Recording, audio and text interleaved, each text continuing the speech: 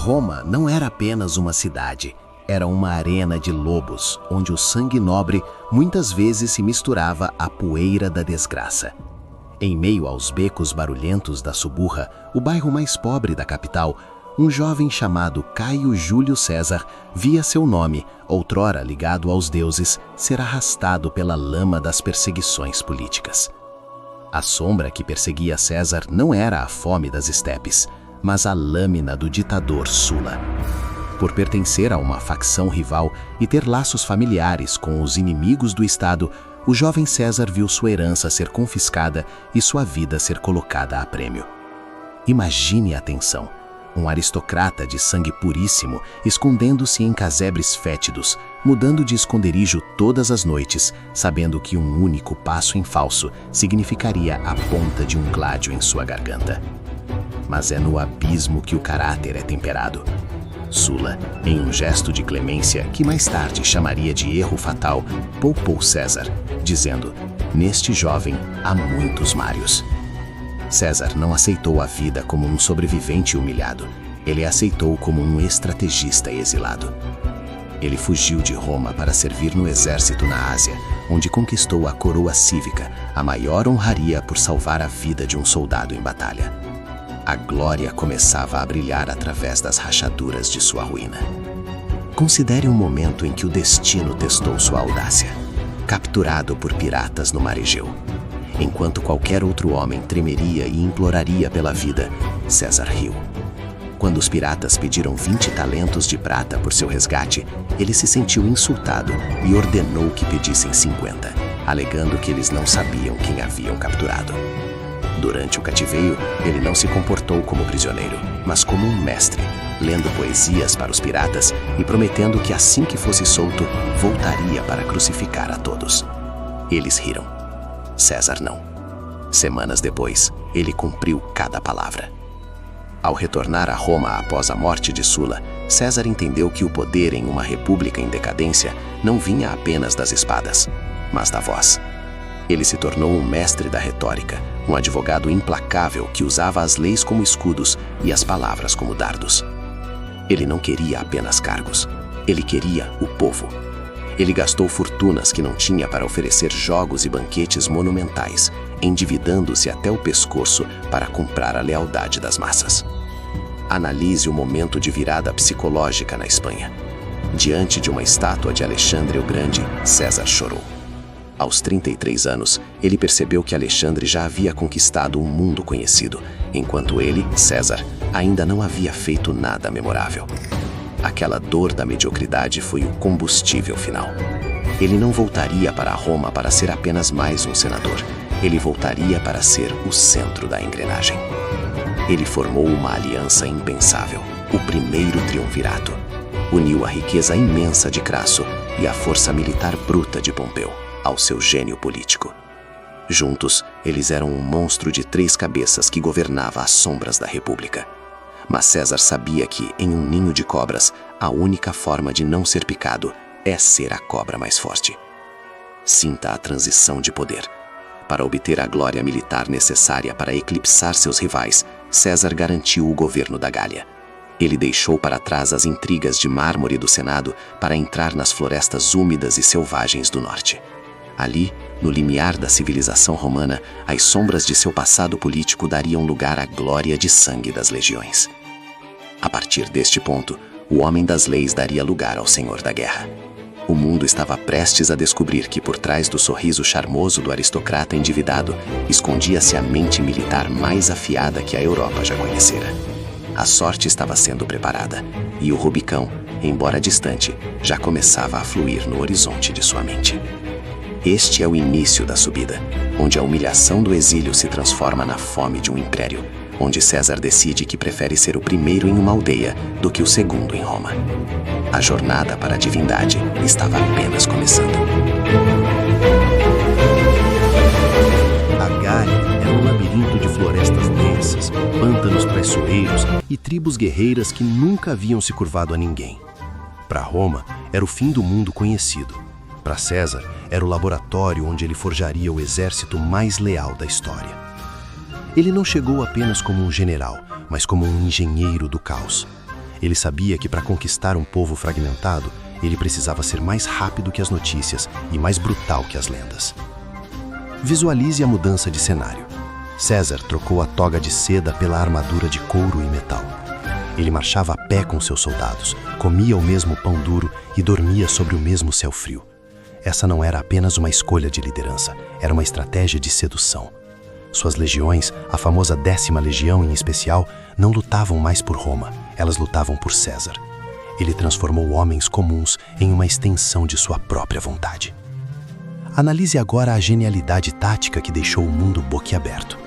Em apenas 8 anos, César conquistou territórios que hoje compõem a França, a Bélgica e partes da Alemanha. Ele cruzou o rio Reno, algo considerado impossível, construindo uma ponte monumental em apenas 10 dias, apenas para mostrar aos germânicos que nenhum rio era largo o suficiente para conter o alcance de Roma. Ele não apenas vencia batalhas, ele vencia a própria natureza. Mas o verdadeiro teste veio em Alésia. Imagine o cenário. O líder gaulês Vercingetorix unificou as tribos e se fortificou em uma colina inexpugnável. César, em vez de um ataque direto suicida, ordenou algo insano. Ele construiu uma linha de fortificações ao redor da cidade para matar os gauleses de fome. Mas então, a notícia chegou. Um exército de socorro gaulês, com centenas de milhares de guerreiros, estava vindo por trás dele. César estava encurralado entre 2 frentes. O que ele fez? Ele construiu uma segunda muralha, virada para fora. Ele criou um donut de fortificações, onde seus soldados lutavam de costas uns para os outros. Foi uma obra-prima de engenharia militar sob pressão extrema. Quando as muralhas pareciam ceder e o desespero batia, César vestiu seu manto vermelho escarlate para que todos pudessem vê-lo e lançou-se pessoalmente na luta. Alésia caiu. Vercingetorix ajoelhou-se. A Gália era finalmente romana. Enquanto o sangue secava nos campos gálicos, o veneno fervia no Senado em Roma. Seus rivais, liderados pelo antigo aliado Pompeu, o Grande, temiam o que César se tornara. Eles o chamavam de traidor, exigiam que ele abandonasse seu exército e voltasse para ser julgado por crimes de guerra. Eles queriam destruí-lo no mármore, o que não conseguiram nos campos de batalha. Sinta o peso da decisão. César estava na fronteira da Itália, às margens de um pequeno e insignificante rio chamado Rubicão. Cruzá-lo com um exército era um ato de traição máxima, um crime punível com a morte. Se parasse ali, ele seria esquecido ou executado. Se avançasse, ele mergulharia o mundo em uma guerra civil sangrenta. No dia 10 de janeiro de 49 a.C., as sombras da dúvida foram dissipadas pelo brilho da ambição. César pronunciou as palavras que ecoariam pela eternidade. Alea iacta est, a sorte está lançada. Ele não estava apenas atravessando um rio, ele estava atravessando o ponto de não retorno da história humana. A velocidade de sua marcha sobre Roma foi tão avassaladora que seus inimigos entraram em pânico. Pompeu e o Senado fugiram para o leste, abandonando a capital para o homem que eles tentaram encurralar. César entrou em Roma não com um massacre, mas com uma clemência calculada. Ele perdoou aqueles que o odiavam, não por bondade, mas para mostrar que agora ele era o único dono do tabuleiro. A glória militar agora buscava a legitimação política total. As legiões que sobreviveram aos invernos gálicos agora olhavam para o Mediterrâneo, prontas para caçar Pompeu até os confins da terra. O órfão da Suburra, o prisioneiro dos piratas, agora era um mestre de Roma, mas a guerra civil era apenas o começo de sua transformação final em um deus vivo. A sorte estava lançada, mas a glória ainda não estava garantida. Para César, o mundo era pequeno demais para 2 senhores. Ele perseguiu Pompeu até o Egito, apenas para encontrar seu rival decapitado por ordem de um faraó menino. Ali, nas areias de Alexandria, César não encontrou apenas o fim de uma guerra civil, mas o início de uma lenda romântica e política, Cleópatra. Ao colocar a rainha no trono, ele não conquistou apenas o Egito, ele garantiu os celeiros que alimentariam sua ambição em Roma. Considere a arrogância de seu poder. Ele voltou para a capital não como um magistrado, mas como um semideus. Em seus 4 triunfos monumentais, ele exibiu as riquezas da Gália, do Egito, do Ponto e da África. O povo, hipnotizado pela sua clemência e por seus espetáculos, observava enquanto ele redesenhava o tempo, criando o calendário juliano, e o espaço, erguendo fóruns que levavam seu nome. César não estava apenas governando Roma, ele estava reiniciando a civilização. Analise o momento em que a sombra da tirania começou a obscurecer o brilho de suas reformas. Em 44 a.C., ele foi nomeado Dictator Perpétuo, ditador perpétuo. O título era uma afronta direta aos séculos de tradição republicana. César sentava-se em um trono de ouro, usava vestes purpúreas e permitia que estátuas suas fossem erguidas ao lado dos deuses.